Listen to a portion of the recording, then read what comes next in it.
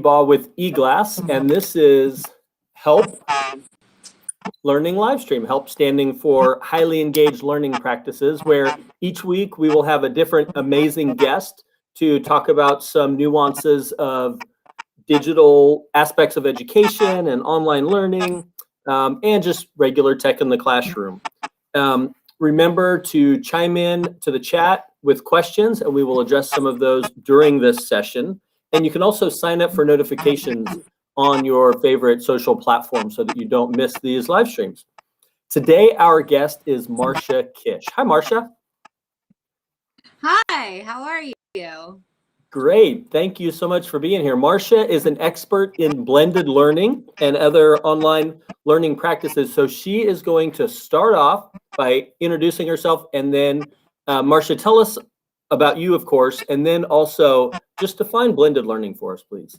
Oh my gosh, for sure. Hi guys, my name is Marcia Kish. I am like Luke said, a blended learning expert. I travel around the country teaching teachers how to implement blended learning, and I've been doing it for 15 years. In fact, I started a hybrid high school clear back in the day, like 12 years ago, teaching teachers how to implement both on-site and virtual teaching at the same time.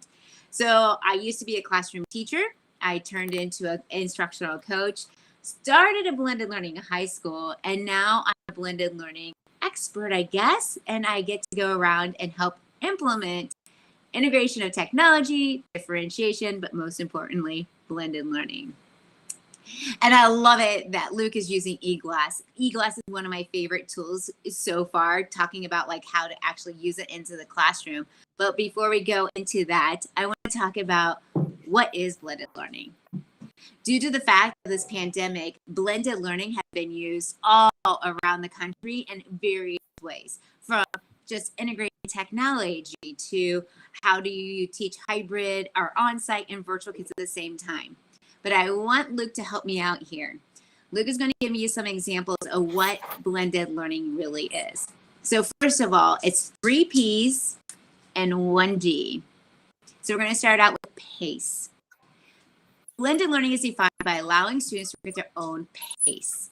And what that means is that we're going to allow students to pick and choose what they want to do, when they want to do it, and how long. For example, if I'm working on a math concept and it takes me a little bit longer, I have the ability in a blended learning classroom to spend a little bit more time to make sure that I understand that concept before moving on. Or let's say I'm reading a novel and I'm so into this novel that I'm done with the book. I don't have to wait for everybody to get to chapter 5. I'm able to read at my own pace. The next one is place. Place means, how do you want to learn? Online, offline, standing up, sitting down with a friend. You name it, place is going to allow that student to be able to work in an environment that works best, which is hence the reason why it's so popular right now, because we have students who are working at home and we have students who are in the classroom. So blended learning is everywhere because of COVID. The other one that we're going to talk about is path. I love path. Path is my favorite one because I'm a very kinesthetic learner. I love to do anything with my hands. So when I'm learning, give me something that I can tactile move, create, design. That is my way of learning. So path lets me pick which modality works best for me. Do I want to do tactile, auditory, kinesthetic, visual? You get to pick as a learner which way you want to learn it first. But the biggest thing about blended learning, when we set up these different environments in our classroom, we want to make sure that whatever the teacher is teaching, the students are learning it in 4 different ways. Hence the reason path. Because no matter where they start, they can learn that content in one way that can help them best. The last one is D. You ready for this? Data. I'm ready. Data. Oh, you're ready. You got it. Luke's ready. Data. Everything is driven by data, meaning that we are going to use the data to drive our instruction. And a lot of educators, when they get to this point of blended learning, they say to me, well, isn't that just good teaching? And I'm like, yes. When you really use a definition of blended learning, pace, place, path, and using that true raw data to drive your instruction in your classroom, it's just good teaching. It's nothing new. We've been doing it for years. It's just we're going to recreate it and put a really cool package bow on top of it and ship it out to students. So that's my definition of blended learning.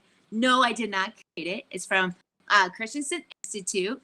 Michael Clayton did design this idea concept with Heather Stricker. They wrote a book about it. You can go take a look at it. It is a great book. I tend to stop after chapter 4, but it's got a lot of great details. So blended learning, pace, place, path, driven by data.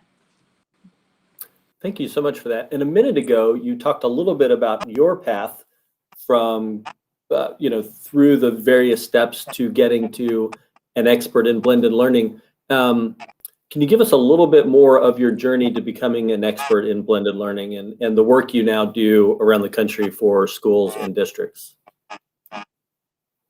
You bet. So Luke, what happened was I was a classroom teacher, and I realized that every student in the classroom learns in a different, unique way. So I started to do something a little bit different in my 2nd and 5th grade classrooms, where I was looking at the individual student. I did just that. I allowed them to pick how they wanted to take a test. I allowed them to pick different choices and learning modalities. So in my classroom, I started to create this little bit of like a hub for blended learning. Didn't know I was doing it. And when I was doing that, people kept coming in to seeing what I was doing. Why were my scores going up? Why was my engagement going through the roof? Why did I not have any discipline problems with 5th graders? They're like, what is going on? And I'm like, I don't know. I just stopped looking at the whole group and started looking at the individual student using that data. So that following year, I was asked to go out to the Apple campus. I actually met Steve Jobs. I taught superintendents how to use the iPad. Yes, I still have my iPad. I use it all the time. Taught the superintendents the very first year the iPad came out, how to use it in the classroom, hence integration. And then I came back after I did that little trip out to California, and they asked me to start a hybrid high school.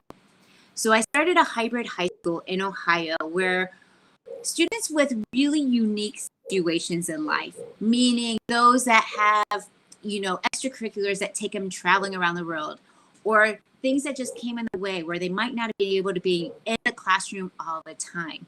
I had an Irish dancer. I still remember her name was Gigi. I loved her. She's amazing. And she had this ability to be a fantastic Irish dancer. Hold tight, I'm getting to my point. But my school was designed for her because she could come and go as she pleased. She didn't have to be in a seat every single day. So I started this hybrid high school for those Irish dancers, those professional hockey players in high school, those students that might have had a kid at home. We created this high school, but it was before its time. So we had to actually close the doors of that high school. So I'm like, what do I do now? I created this blended learning environment. What do I do? So now what I do is I take out and showcase how to gradually go from a traditional classroom to integrating what they call a station rotation model into phase 2 and phase 3 of our blended learning process, which then truly allows the students to work at their own pace, place, and path. I have schools out in California. We just picked up new schools in Florida. We have schools in Texas. In fact, I was just in Texas yesterday. We have schools in Ohio, New Jersey, New York, Iowa, Nebraska, you name it. We travel to help those teachers figure out a way to really implement blended learning. But the best part about this, Luke, is that it's just not, hey, we give a step-by-step guide that's going to help those teachers through the process. And that's what sets us apart from everybody, is that we really look at it from the lens of where I was in that 5th classroom to what it could become when I created that high school to what it can now be with all this technology integration. Very exciting. Thank you. Through these years and decades of honing your methodology around blended learning, can you tell us how EGlass is fitting into that now? Oh my gosh. I fell in love with the EGlass. When I got the first one, like they sent it out to me. They're like, "Come on, you got to try this." And I am good friends with the people at Hovercam, Craig, my buddy. They sent me an example. They're like, "Hey, take a look at this. What do you think?" And I'm like, whoa, every teacher needs to use this. So instead of me being a professional development provider and just using EGlass, I gave it to my sister. My sister is a high school art teacher. And the way she's using it in her new hybrid environment is that she's able to connect both on-site kids and virtual kids together using the EGlass. So she'll draw a demonstration. She will show a case what is working, how to shade in her art classroom. And so now when I think about EGlass in every classroom, I can find a million ways to use it, because what I'm seeing is that teachers aren't moving around as much in the classroom environment due to COVID. So they already have those shields up. And I'm like, why not use that shield as an EGlass? Teachers can be writing, still keep eye contact with the students in the classroom, and also be connecting with those students online. It is one of the best products out there that I have seen that can connect both virtual and on-site students together. Or even when this pandemic is over, I'm able to still showcase and draw and write, and the students are able to see me writing, explaining while they're looking at the board. And I don't have to be turning my back and writing and they can't see or hear me. I'm able to do it right there in front of them. So tell us where your EGlass is right now. I think you just mentioned that. My EGlass is with my sister. I gave it to my sister to take to her classroom, and she is so addicted to it. She walked in with it the very first day. I'm like, "Hey, just go try it out. I want to see what does it look like in your art classroom." And she recorded a video for us, right? Yes, she gave us a video. So, do you want to share it? Yeah, please do. All right. So she recorded a video. So this is my sister showcasing. Can you see that? Oh, hold on a second. Doing a quick little, yep. Can you see it now? All right. We can see your Let's desktop, take a look. Yeah. Okay, so here is EGlass in action. So I turned down the volume so I could kind of talk over the top of my sister. Let's go full screen with that video. Okay, do you want me to go full screen? Here we go. Let's get it nice and big. Is that better? Yes. All right. So here is my sister talking about shading. She has a student who is working at home, and she also has students in her classroom. But the student at home couldn't figure out how to shade or color in the shade of her artwork. So my sister is sitting there going through this example with the student, showcasing how to actually draw, shade, and put together that artwork piece. So she's talking right now to that virtual kid, but also the on-site students are able to see what she's doing because she's projecting it onto her screen. My sister loves it so much that her principal was like, "Whoa, what are you doing?" The principal came down and was taking videos and saying, "How much are these? I need this in every single classroom. If you could do this in your art classroom, imagine what that math teachers or science teachers or even physical education teachers can do when they have both on-site and virtual students." My sister refuses to give it back to me. She loves it so much, and she's like, "I want to keep it." So I think that's going to be like a little gift for her one of these days. I think if I can, I'm going to pass it off to her and let her use it. But using EGlass in the classroom is very easy, being able to showcase back and forth. I just think it's kind of one of those really great tools to combine both on-site and virtual kids at the same time. Well, I'm so glad she's had access to the EGlass and has gotten to be able to put it to good use. Up to this point, of course, we agree with you. We think EGlass is a great tool for every instructional environment, in person, online, the hybrid of the both. But up till this point, through the pandemic and the ramp up of virtual instruction, what have you seen some of the biggest challenges around that shift being? Oh my gosh, I actually got to go to a classroom yesterday because I've been off limits just because of the pandemic, but the school is in really need of help with blended learning. So they asked me to go down into their classroom yesterday. So the biggest need for this and the biggest shift of why is because these teachers are overwhelmed with having to teach both on-site and virtual at the same time. They have kids in their classroom and they have everybody with a device. So what do? They have the kids join their Zoom calls even if they're in the classroom. And I'm thinking like, wow, EGlass would really be great because the teacher could still be drawing and writing both on-site and virtual to see it at the same time. But you got to think about what's happening in the classroom yesterday that I saw was the teachers had their masks on, right? They're trying to draw on the board.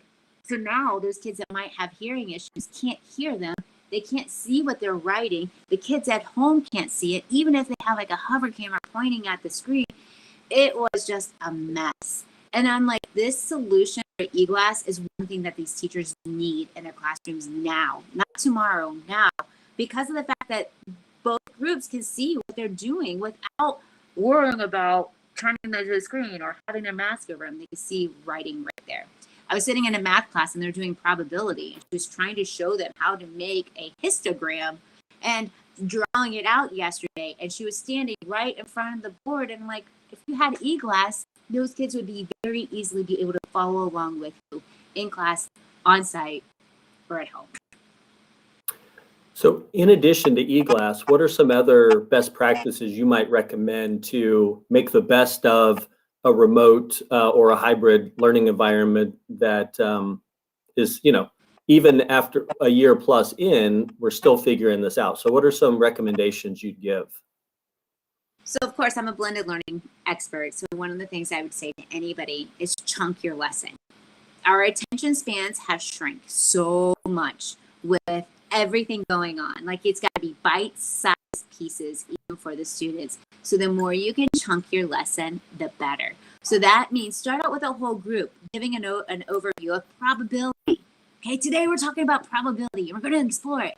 Then break it up into 4 studios. That small group instruction where the teachers are using that data to drive that group so they have a high, even low group, allowing students time to process through independent practice, giving them that ability to use digital content, meaning watching like a video that's going to show them how to do probability in a different way. And then most importantly, that hands-on learning, giving them the opportunity to practice that probability by pulling out marbles or rolling a dice or spinning a spinner. When you combine a lesson with those 4 different modalities, you're really hitting the holistic approach. Where does EGlass fit into that? Well, while the teacher is teaching that small group, I would be using that EGlass as part of my small group instruction. I'm going to be able to hit record. I'm going to be able to draw it on the board, give them examples of 4 red marbles, 2 blue marbles, 1 yellow marble, pulling out the bag, right? I'm going to be able to say it, draw it. They're going to be able to hear it. But most importantly, I'm going to be able to record it. And I'm going to be able to put it into my learning management system so the students can go back and watch it later. So the learning doesn't stop. Regardless of what happens tomorrow with the pandemic, I think this blended learning is becoming a new shift in education. This is where we need to go. We need to allow students to be able to learn at any given point in time.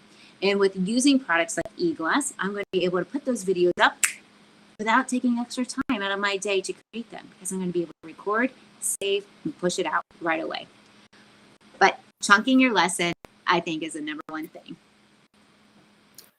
Well, that is huge. And that's about all the time we have. I have learned so much. Marcia, thank you for joining us. You bet. So I do want to remind you all that as this continues to air on different platforms, you can add your comments and questions into the chat box, and we will continue to address those as we go. And reminder to tune in same time, same place next week, Tuesday at 4 Pacific, 7 Eastern for Help Learning Livestream. That's it. Thank you so